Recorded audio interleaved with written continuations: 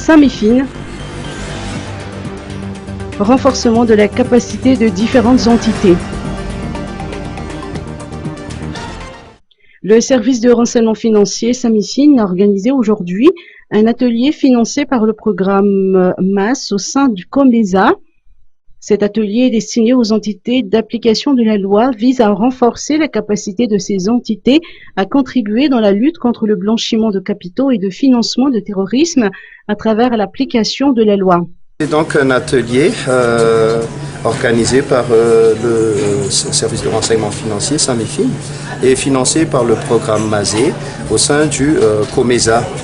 Un atelier destiné aux entités d'application de la loi, que sont les cours et tribunaux, la gendarmerie nationale et la police nationale, ainsi que le bureau indépendant anticorruption. L'idée, c'est de renforcer la capacité de toutes ces entités à contribuer dans la lutte contre le blanchiment de capitaux et le financement du terrorisme à travers l'application de la loi. Donc il s'agit ici d'un atelier très technique où l'on va approfondir nos connaissances donc, dans le domaine du blanchiment de capitaux, du financement du terrorisme, mais surtout dans la manière d'enquêter, de poursuivre et de juger les affaires relatives à ces infractions. Madagascar s'est déjà doté de l'arsenal juridique.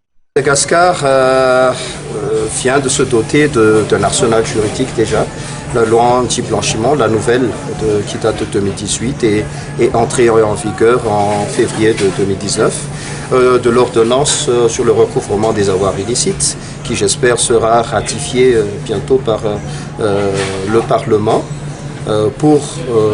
Justement pour renforcer la poursuite et la répression des infractions de corruption, blanchiment, détournement de capitaux, mais surtout le recouvrement des avoirs illicites.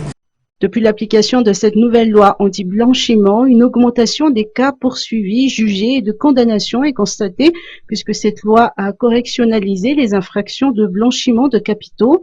Il ne faut plus attendre des sessions de cours criminelles pour juger des affaires de blanchiment de capitaux.